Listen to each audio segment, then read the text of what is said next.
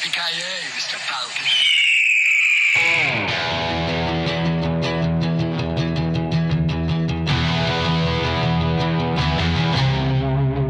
Eddie, what are you gonna do when I kick your ass? Pick myself up and let you kick me again. Oh, yeah?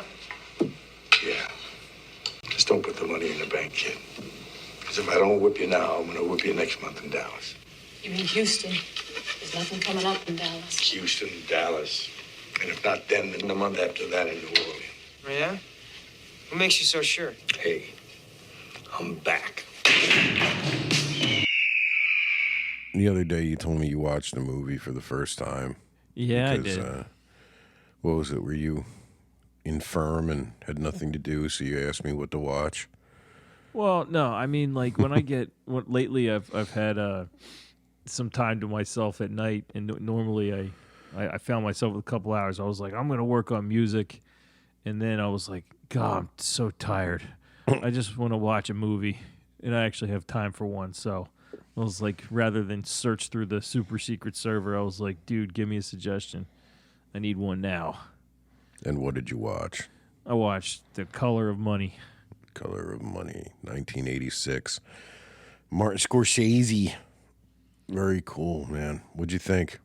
I liked it. I did like it. I mean, You never saw it before, right? I'd never seen it.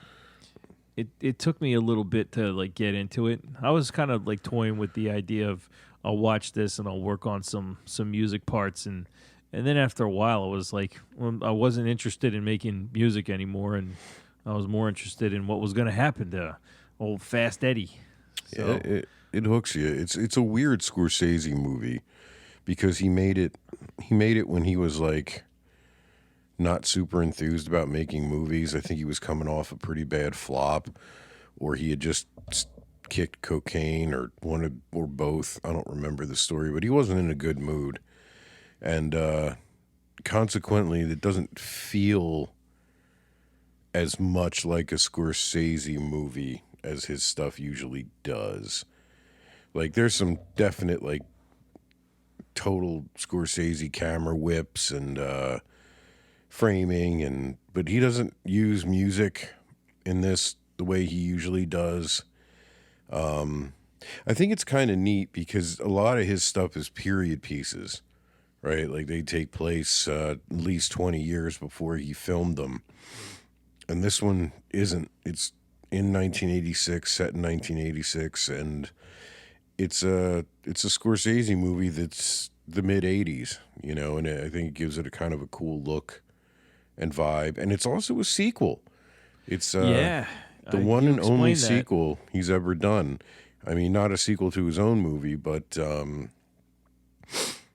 Paul Newman reprises the role of Fast Eddie Felson from, what was it, 1961, The Hustler. The Hustler. I watched that today. Yeah? Does it hold up? Well, I mean, it's super dated, but it was really neat seeing him back to back like that. And Scorsese lifted, like, a lot of the structure, you know, like, kind of made it a repeat in a lot of ways. The setup in The Color of Money as the original. I mean, it's in that one, it's Fast Eddie on the road with his girlfriend, who's an alcoholic, like a kind of a dangerous, depressive alcoholic. And George C. Scott, Dr. Strangelove fame, right? That's him, right? I always get him and Lee J. Cobb screwed up. Yeah, George C. Scott, Patton. He's the like this the stake horse guy, the stakeholder guy. So he's what Fast Eddie becomes in The Color of Money. Okay. And they go on the road together. All of them go on the road together, and there's a few incidents, and it's neat because it starts on a downbeat. It opens with the longest segment of actual pool playing that's in the entire movie, and it's Fast Eddie getting his ass whooped by Minnesota Fats, which is Jackie Gleason. Jackie Gleason. Yeah, and it's a pretty epic ass whooping. And that's how it starts us off. And then it's like the rest of the movie is him coming back from that and from getting his thumbs broken and bunch of is that shit. is that what he means when he says I was retired? No, that's at the very end of the movie. I think he just basically refuses to pay the guy who staked him after winning a huge thing against Fats, and he basically tells him he's barred from pool rooms. You'll never work in this town again. Yeah, kind of that kind of deal, and he just kind of gets out of it, I guess. I guess they took a little liberty with the sequel there and how severe it was. But no, he comes back from the thumbs. He has he has casts on for a while. But I think it's kind of interesting to note that whole circumstance that led him to getting his thumbs broken for winning too good was because he was playing 9-ball, which is the game he right. That's pretty much the focus of the Color Money. That's all they play. Yeah, and he derides it more than once. So maybe that's why he just doesn't have really fond memories of 9-ball. Because he got his thumbs broke playing 9-ball. Yeah, that'll That's do pretty it. Crazy. That'll do it. He even plays billiards at one point against this rich guy. What do you mean billiards? Like I thought pool was billiards. Well, technically, like billiards, the British. There's a lot of like weird pool terminology, and it means different things in different places. But in America, if you say billiards, usually you're referring to the table with no pockets, and you got the 2 cue balls and the red ball, and that's it. And like the goal I've never actually played it, but the goal, as I understand it, is every shot is supposed to knock the other person's cue ball into the third ball, but there's rules about how many cushions it can hit or has to hit, and that sounds dreadful. shit like that. Yeah, it's a very different game. I've never had the desire to play it or anything like that. I guess it's what was that? What's the octagonal pool table? Is that snooker? Like snooker? No, snooker's played on a. They play a lot of snooker in Ireland. And like from what I remember, it was I mean, maybe I'm wrong. They had a bunch of snooker tables in Ireland, and when I was there, and it just looks like a regular pool table. It's a little smaller. There's bumper pool. Bumper pool. Did you know there's something known as artistic billiards and artistic pool? No. So I read about this. It's a competition. It's for competition, but you don't actually play against somebody. There's like, for instance, artistic billiards. There are 76 predetermined shots of varying difficulty. And depending on how difficult they are, determines how many points they score you if you complete it perfectly. So basically, like, do they set the balls up for you? Yeah, like you set the shot up. Like there's a certain way each shot has to be set up, and you have to do a certain thing. And if you do it perfect, you get the maximum number of points. It's kind of like diving. Yeah, it's weird. Yeah, it's like figure skating, or it's more like that, but for table ball games. Yeah, it sounds like it would be like gymnastics or something. You know, you're doing a routine. Yeah. And now for the table exercise. I mean, that's a thing. I mean, billiards and pool tables have been around since the 1700s. Like, it's a long time sport. It's kind of like, I guess darts is older, but I don't know how much older modern darts is. Like, that's pretty. I don't know. I love pool. I grew up playing pool. Have you ever watched darts on TV? Yeah, once or twice. Yeah. Dude, we were in Ireland one time, and there was like nothing on TV. We were just in for the night, flipping through channels, and then I blow by a darts tournament, and my brother-in-law's like, "Dude, we gotta watch this. We gotta watch darts." I was like, "Why? It's fucking darts." He goes, "You'll thank me. Just it's ridiculous." So I was like, "Okay." So this one guy, he's throwing, for triple 20s. He hits the first one, and the guy's like calling out the score. He's just like, "Oh, what do they say? Like 60, 120. And then he hits the third one, and he goes, 180. They like sing it. And we start cracking up. He's like, I told you it was worth it. Oh, We that's watched it the worth it for part? the rest of the night. Yeah, because just for the announcers. Because these guys were good. They kept hitting it, and the guy kept going, 180. I saw these videos of some guys playing darts back in the 80s in like a championship, and they were straight up just smoking cigs while they're throwing. Oh, Like yeah. up there, like a cigarette in the mouth and throwing, or heathens. cigarette in the other hand. One guy went up with a beer in his hand, Yeah, man. and threw. Like, it was fucking amazing. It's like watching those old bowlers from back then that used to be on TV. Fucking epic athleticism. The Color of Money, though. What did you think about like the characters and what did you think about Fast Eddie and his whole arc and the Yes. ending and all that?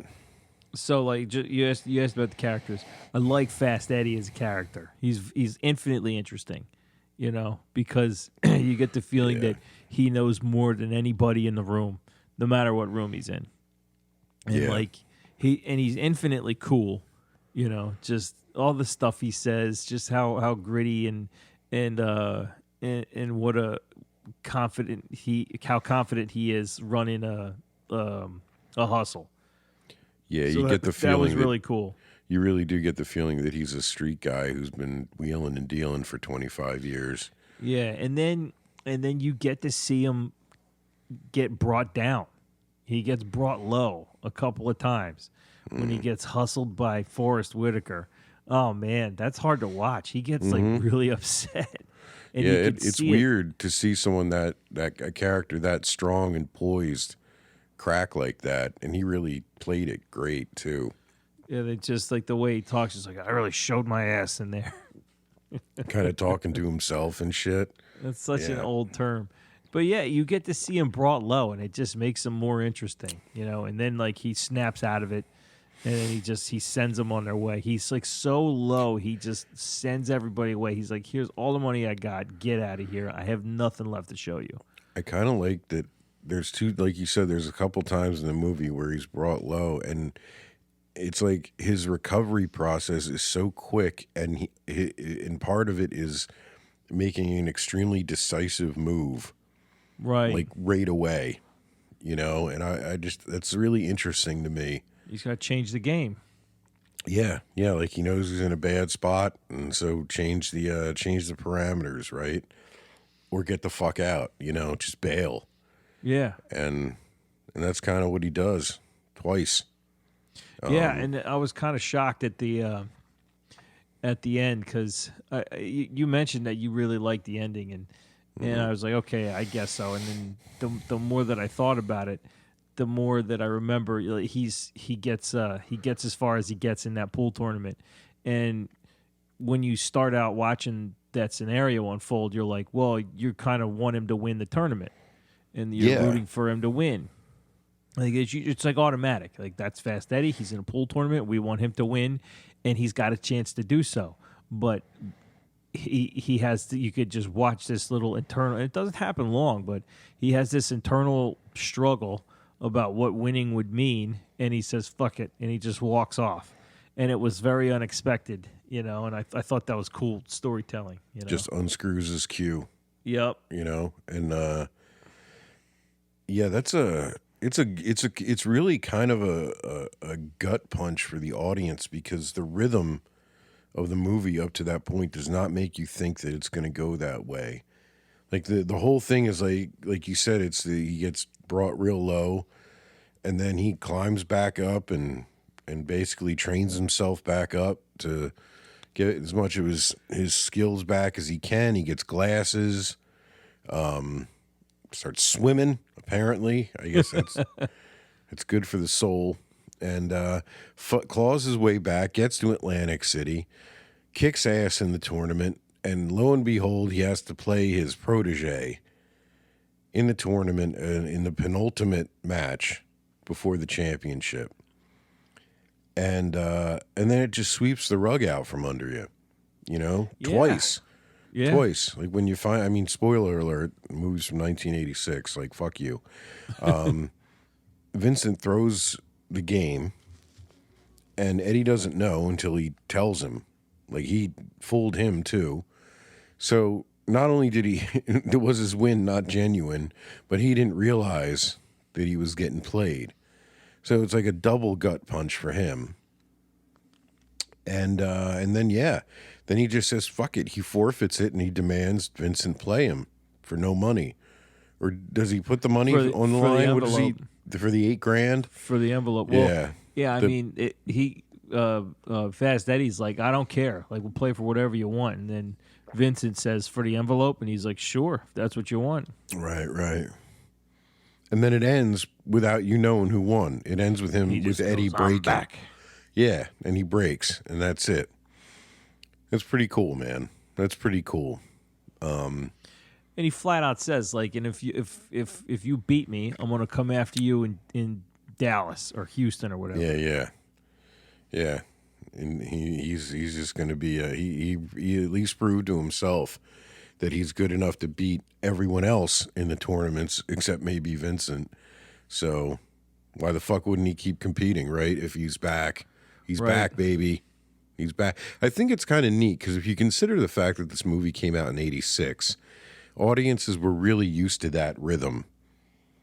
You know, hero has a setback, hero trains, there's a montage, hero fucking comes back for the big, for the big win. The big win at the end. It's like, it's the same structure as Over the Top, except it's an arm wrestling competition instead of a pole tournament. And I mean, there's lots of sports movies that follow that same basic structure, and that's kind of neat because it turns from a road trip movie into that, into like a big sports tournament kind of thing. It's neat. It's neat. I'm glad you saw it. That's cool. You think you'd want to watch the original or? Oh, definitely. I would definitely want to watch The Hustler. And I just want to say one thing. Like, I think this movie was very well acted from everybody. Yeah. Like Paul Newman is great. I love Paul Newman in this. Very understated. Love him. And understated. That's a great word for it. If you ever watch it again and you just really pay attention to his face, like in every scene, like he's just acting the shit out of every scene, but it's not big, right? But he's doing it. Like he's Fast Eddie, man. It's awesome. He is Fast Eddie. And on the other side of that, you have a young Tom Cruise, who, I mean, we've talked about Tom Cruise at length multiple times on this production. So. This was the same year that Top Gun came out, by the way. Just for context. And like I'm watching The Color Money, and I go, and as I'm watching it, I'm right back to like, God, I can't stand this guy. Yep. And he I'm was wondering, good at it.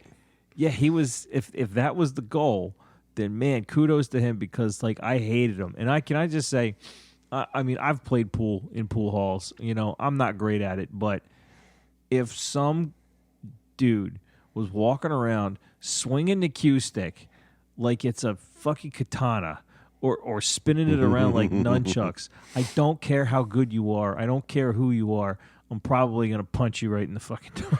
Well, he was such a D-bag. Yeah, well, but like Eddie says, he's a perfect flake. Like that's what every other person in the pool hall would feel. So every other person in the pool hall would want to beat him.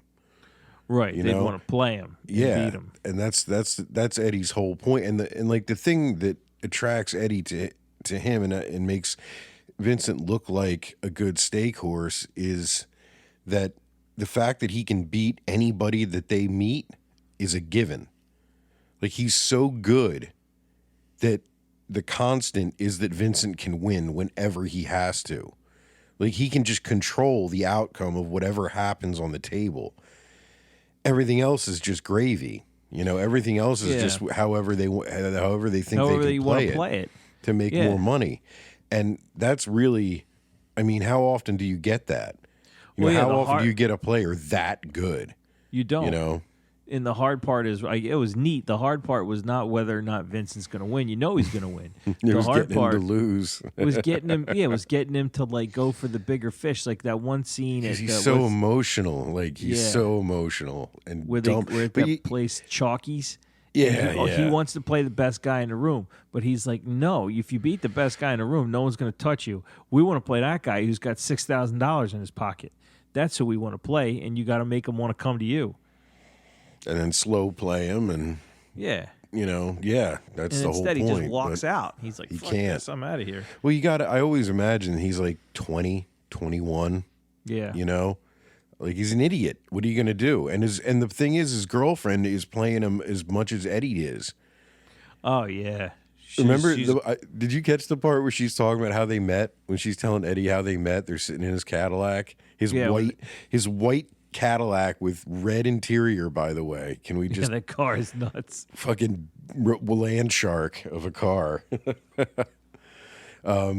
And she tells Eddie that her and her old boyfriend robbed Vincent's parents' house. Yeah. And they met at the police station. That's how they met. And then she shows Eddie this necklace she's wearing. And she tells him that she got it from the robbery. And Vincent tells her that, hey, my mom has one just like it. Yeah. And what a great way of just showing how naive Vincent is. What a dummy. Yeah. And then that conversation Eddie has with him in the storeroom of the kids' toy store or wherever the fuck it is that Vincent works. Mm-hmm. Man, like it's just so you almost feel bad for Vincent how hard he's like getting manipulated.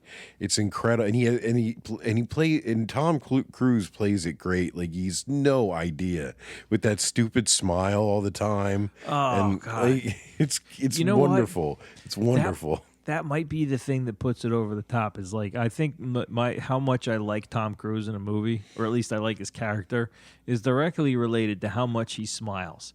If he smiles, less smile, you like him more. Yeah, the more he smiles, the more I fucking hate him. He doesn't smile at all in Collateral. Big dumb grin. Yeah, that's why he's awesome in Collateral. Not necessarily like his character's awesome because his character doesn't fucking smile. But when he puts that big dumb grin on, you just want to punch him. You want to punch him right in his weird teeth.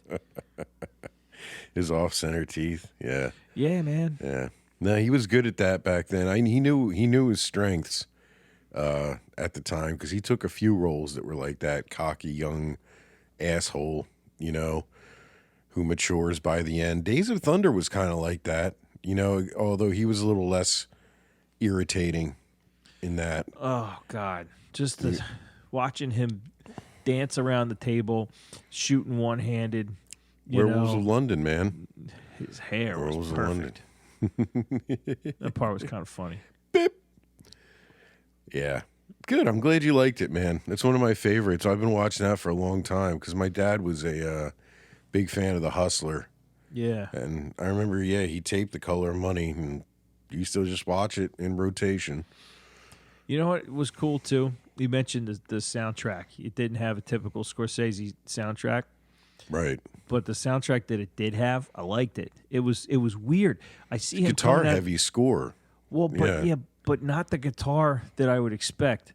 There's a little bit of like bluesy club music in there, but when just like the transitions where he's like walking to his car, you just hear like this old like kind of floaty like real whammy bar heavy Strat being played. And it sounds like shoegaze. Like before shoegaze was a thing. That movie came out in '86. I was like, it sounds like shoegaze. But then you hear an organ come in and it totally changes the flavor. But it was just like a sound I did not expect to come out of a Scorsese movie set in the '80s. Well, like what would you have expected? Like going into it? I don't know, man. Something well, Scorsese I think is kind of famous for having these stacked ass soundtracks with popular songs from. He's like king of the needle era drop. with popular songs of the era. Yeah, exactly. He's one of the lords of the needle drop, where like he's been doing that most of his career. Like Goodfellas. Think like the club scene. Think the club scene in Goodfellas, when he's taking her through that bar, that big long tracking shot through the club when they put the table right in front of the stage. Yeah. And the whole time you get that 50s and then he kissed me. Yeah. And it's you're meant to listen to that song, and it kind of makes you, it puts you in the scene, and it makes you feel what the characters are feeling. That's what I was expecting. And if you're going to go with a score over like a soundtrack, then I was expecting something that you might actually hear in a pool hall. But that's not what you got. You got like this weird, like 80s vibey, whammy bar shoegaze music. And like it was weird to hear that, but I liked it. It works. Yeah. There were some, like we said, there were some actual songs, like Werewolves of London had a big moment. And there was a lot of like actual music playing on the jukeboxes in the various pool halls, but it was very backgroundy, and and instead of being real prominent like it is in most of his movies. And Goodfellas is a great example too, because the music changes so much as the decades change. Like as it goes from the early 60s into the 70s, right? By the end it's like coked up 70s Stones. The guy who did the music for that, it's Robbie Robertson. He did. Robbie Robertson. He did a lot of Scorsese shit. He's been working with Scorsese since like The King of Comedy, it looks like. Casino, Gangs of New York, Shutter Island, Wolf of Wall Street, Irishman. Killers of the Flower Moon, man. Shutter Island was Scorsese? Your favorite. Yeah, no, it was Scorsese. What the hell? Yeah, I didn't Shutter know that was Island Scorsese. Was Scorsese. That was the first one he did with DiCaprio. Good. What other ones of his haven't you seen? Do you know? Were there any? I haven't seen The Irishman. I have not seen. That's okay. I have to watch Gangs of New York. I haven't seen Gangs of New York. What have I seen? I got to think. I've seen Goodfellas. I've seen The Departed. I've seen Casino. I've seen what else? I saw Killers of the Goddamn Flower Moon. Yeah, you saw the shit out of that. I saw Wolf of Wall Street. Saw that at your house. I haven't seen. I saw Taxi Driver. I have not seen Mean Streets. You never saw Mean Streets? No, I never saw Mean Streets. Did you see Raging Bull? I saw like most of Raging Bull. I got to watch that again. Did you ever see Last Temptation of Christ? A long time ago. You should see that as a grown-up. It's a good one. And Cape Fear, too, with De Niro. Yeah, I saw. That's another one I saw when I was too young to have watched it. That's another one I would probably watch again. Yeah, like going back through his older shit is neat. We've talked about this before. I don't mind long movies as long as they're like, interesting for the most of the runtime. How long's The Irishman? Too long. It's like 5 hours. I don't know. I think it's a little over 4. 5 hours. Does it need to be? What? Does it need to be that long? I don't know. Did you watch? You watched it, right? Yeah, I've seen it. I wasn't able to get through it all at once. That's for sure. Well, yeah. Who could sit for that long? No, it didn't need to be that long. It was too fucking long. It was impossible to sit through all at once. And it was just weird seeing young De Niro head on an old man body. I didn't like it. De Niro head? De Niro head. You know what's one of his that doesn't get enough play? Bringing Out the Dead. What's Bringing Out the ambulance one? Yeah, yeah. I saw Nick that. Cage. I like that movie. Yeah, it's a good one.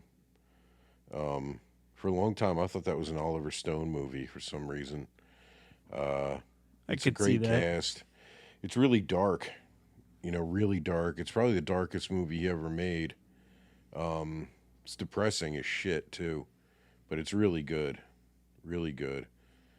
Nick Cage, John Goodman, Ving Rhames, Patricia Arquette, Sizemore, Tom Sizemore, Mark Antony when he was very young. Mark Antony. Oh yeah. He's a crazy guy who always needs water. That's right. Crazy guy who always needs water.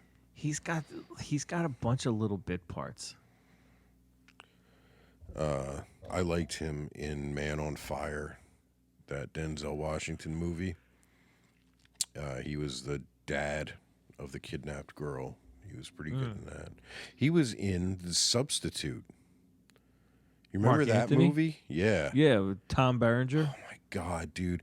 That is one of those fucking movies from our high school-ish or childhood, whatever you want to call it, that I don't know why, but I watched it like a million times. I thought it was the coolest shit. And I went back to try to watch it recently, and it is so fucking terrible. Like, it is not such good. a horrible movie for like a number of reasons, but aesthetically, it's awful. I never realized how old Tom Berenger looks when he's trying to like fight and like kick people and shit.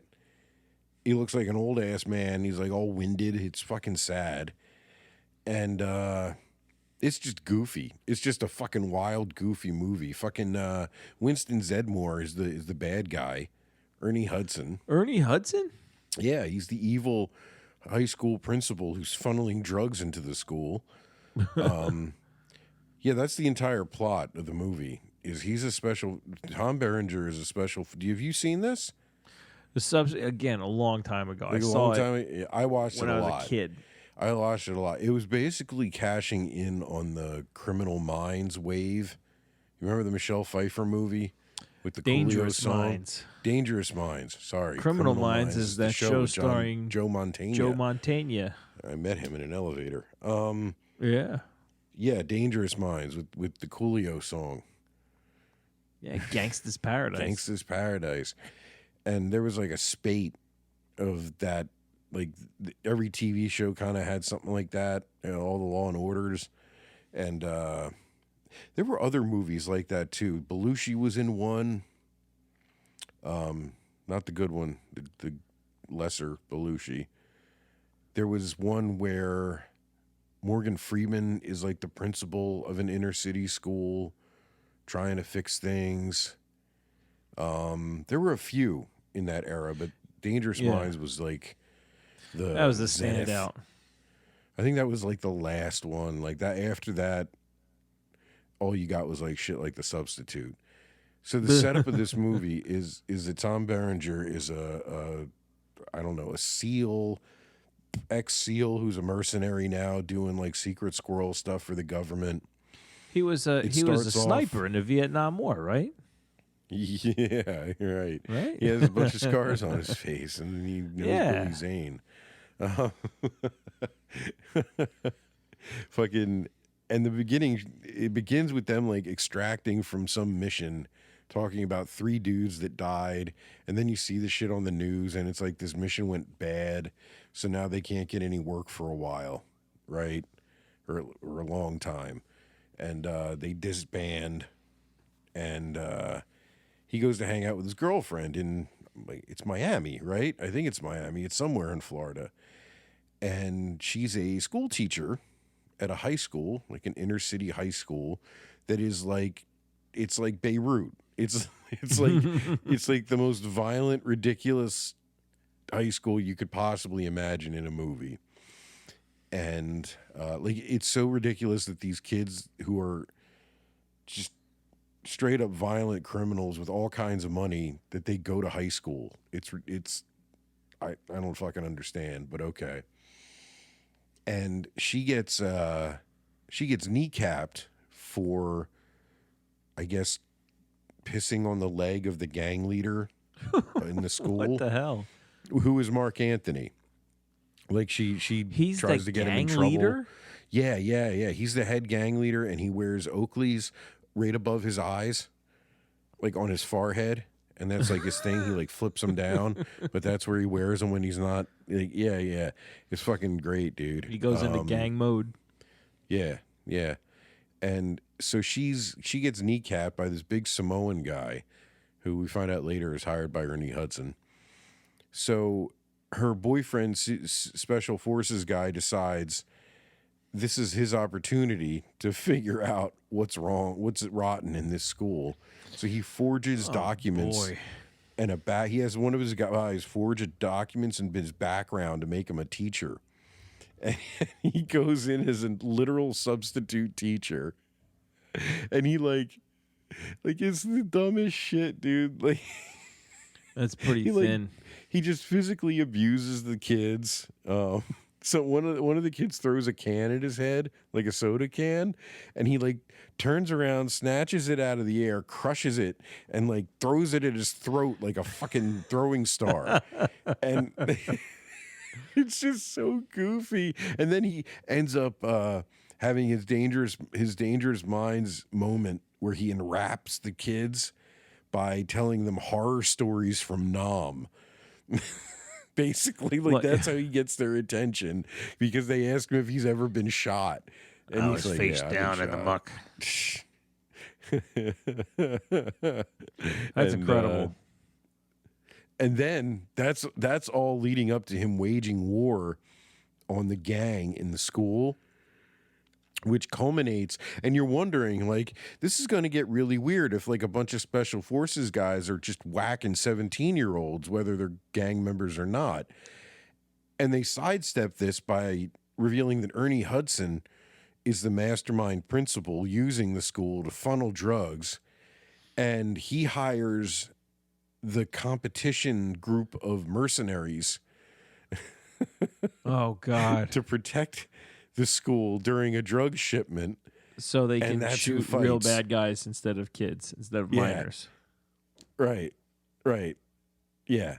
So it becomes Tom Berenger's team of grizzled mercenaries versus these clean-cut, well-funded mercenaries in a high school at night. That sounds incredible. It's so ridiculous that you got to admire it a little bit, but it is not. I remembered it being like solid, and it's not. Like, it is not. It is. Well, because you probably saw it when you were laughing like fair. 13. Yeah, or younger even.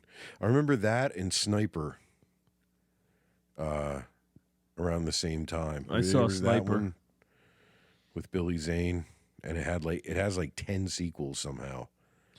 Yeah, that movie, they made a lot of those. Man, they're all bad. Every one of them's terrible. I don't know how they keep making them. The labor of love. Somebody really believed in Sniper. Something else that we didn't talk about at all, and it's not part of the ending, really. It's a theme that carries through the whole movie, and it's something that I've realized as I've gotten older is extremely important and true about how the world works. When you're a kid, you kind of have this idea that if you're the best at something, whatever it is, if you find out that you're the best at something, you have a natural talent, gift for something, then you're going to succeed, unless you screw it up, right? Like, you have this idea that the odds are in your favor, and you're like with that gift. And the older you get, you realize that's not true most of the time. Like, most of the time. Like, there's so many talented people in all walks of life. You know, singers, painters, musicians, writers, you know, filmmakers, I'm sure. But most of them never succeed in the strictest terms. And this movie has a lot of that lesson in it. Like, you really see, like, not only Fast Eddie, right? Because he was the best. When we meet him, he's a has-been. What's he doing now? He's hawking fake whiskey. Yeah. And talking up female bar owners and into thinning out their booze. You know, I mean, he seems to be doing okay for himself, but I mean, he's basically like a small-time shyster, you know, and he's been doing that for 25 years when we meet him. and he was the best. Like if you watch The Hustler, you know, he was Tom Cruise. He was Vincent in the 60s, 25 years earlier. Like it truly is Eddie getting to relive that piece of his life again if you watch the movies back to back.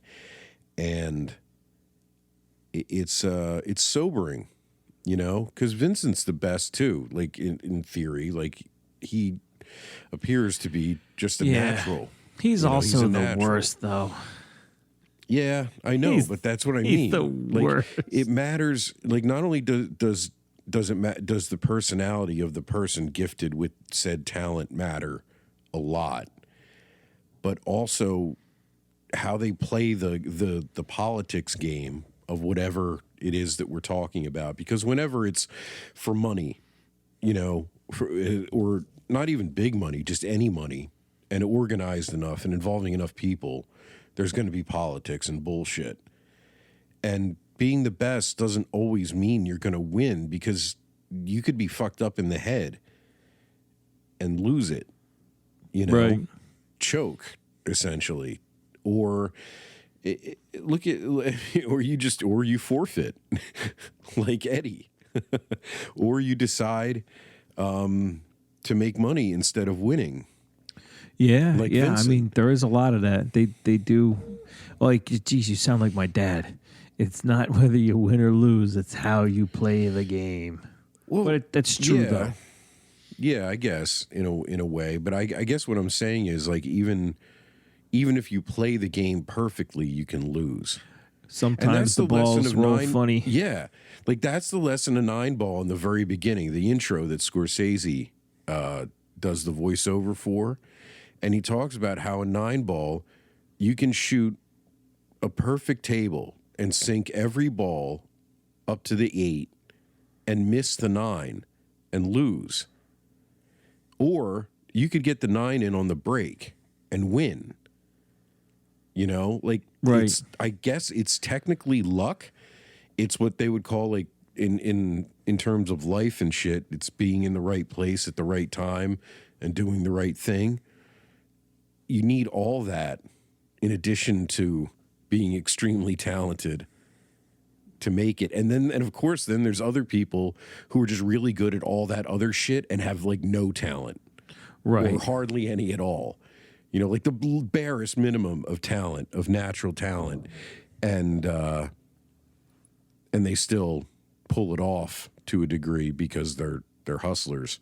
Yeah. The different kind of hustler, right? Different kind of hustler. different hustle. Different hustle, same mindset. Same muscle. So there's life lesson themes. Well, You yeah. can I tell agree. Scorsese wasn't in the best headspace when he made this. He was preaching.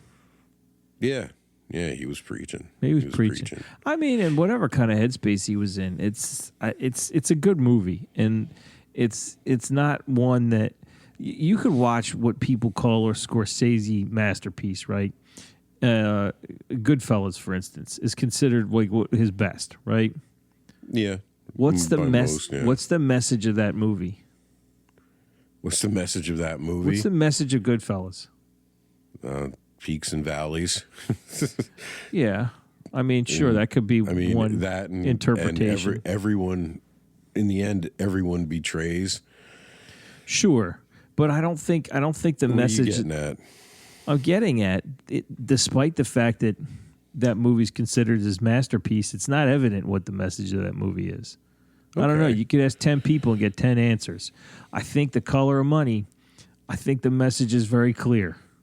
I think that's kind of I find that endearing about it.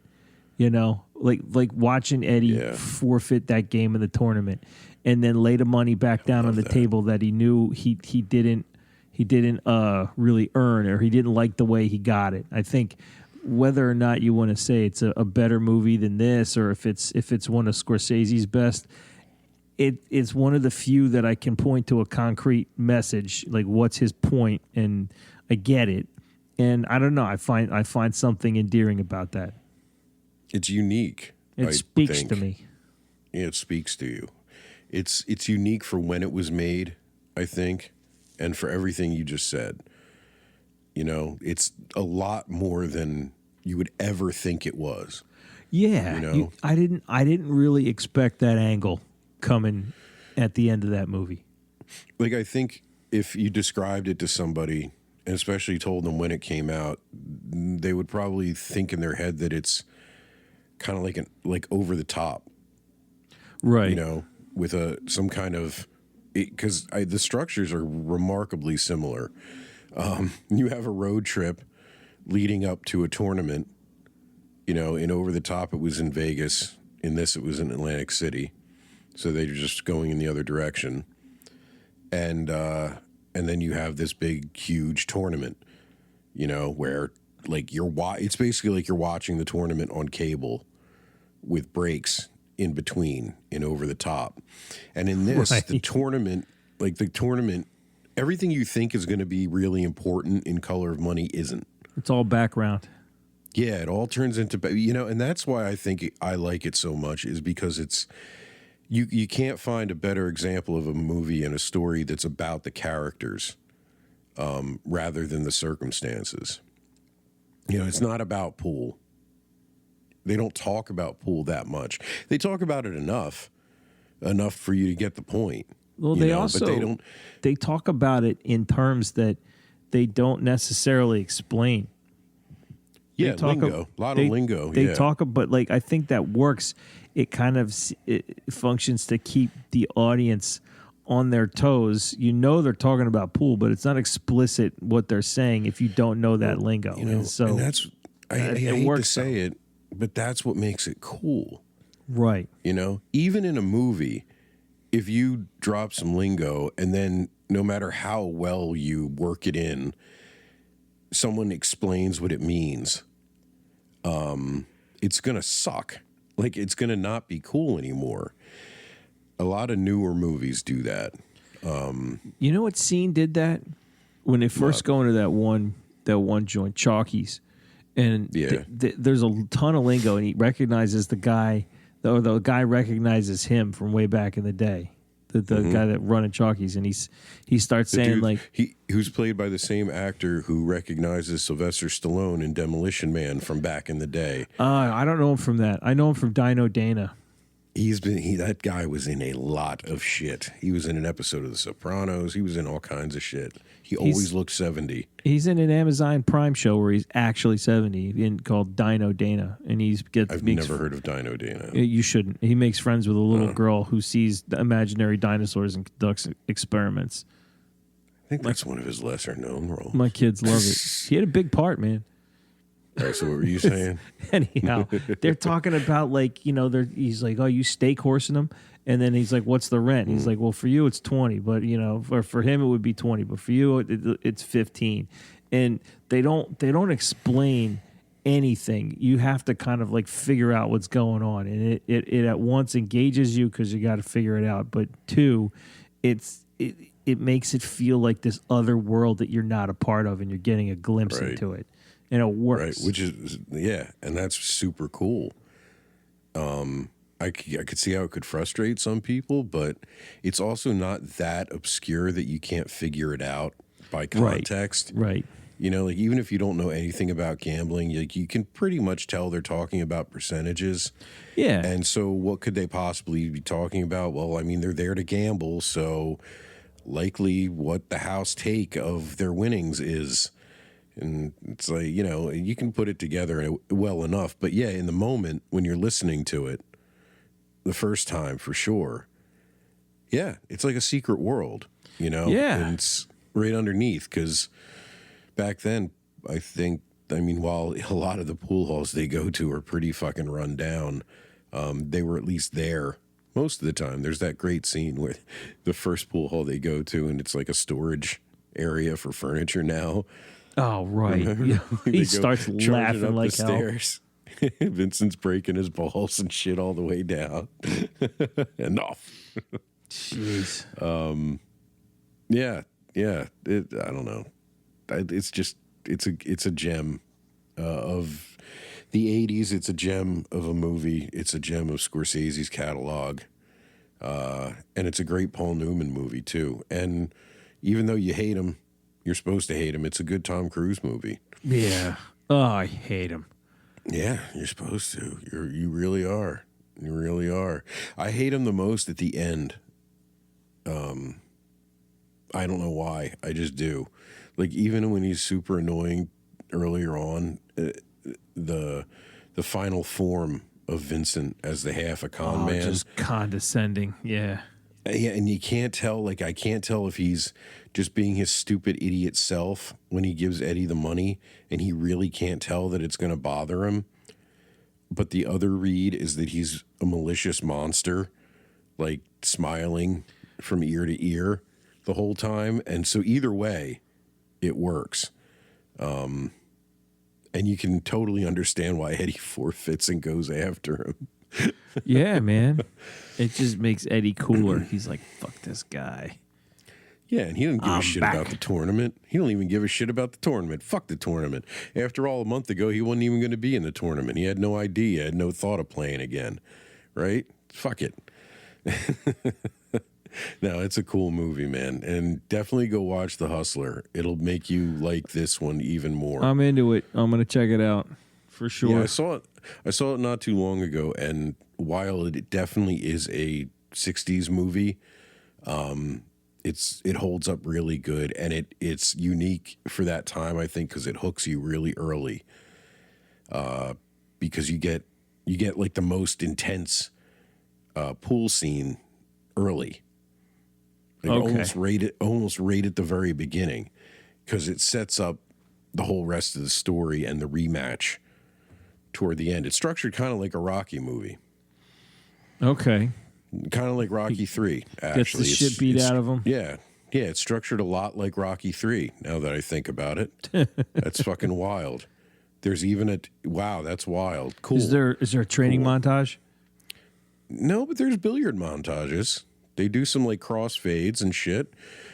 And also the way they filmed the actual table stuff is terrible. Like, it's so bad.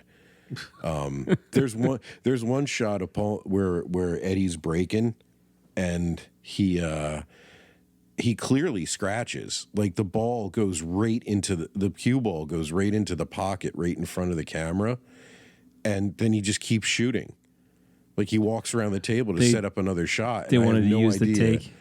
Yeah, I guess they just had to use the take, and it must have been really hard with the cameras at the time, I guess. I don't know. How fucking hard could it possibly? Whatever. It was just rack him again. Yeah, it was 1961. I don't know. Film was expensive, man. That's true. Film was expensive. But then again, they were filming on film when they made The Color of Money. It's true. And also, they had the Tom Cruise did most of the pool playing through most of the movie, and he did his own stunts. Yeah, I was just gonna say he did his own. It was one of the early examples of him doing his own stunts. It's not easy to learn how to do what he did on camera for that movie, even if you have the shots set up. Oh God, it looked great. I can tell you from experience. I've played 9-ball. I've played great games of 9-ball and lost. I've played shitty games of 9-ball and won on that last shot, like you just said. And I know that you got it all lined up, and you're like, this is a gimme, and then it just doesn't go in, and you want to snap the cue right over your knee. So, like, trust me, being able to do it on camera, forget it. It's got to be hard. And also, like you can say, oh, they had as many takes as they needed. Well, yeah, but like you just said, film is expensive, and also you have like dozens of people standing around doing other shit to make this scene possible to film, waiting on you to do it right. It's a lot of pressure. You got to practice, man. And you know, to Paul Newman's credit too, it's scenes where he's shooting look fantastic. Yeah, they look good. They look really good. They didn't make him do as much fancy shit as Tom Cruise had to do, but the way they worked it in, it was wonderful. It was all of it, just A+.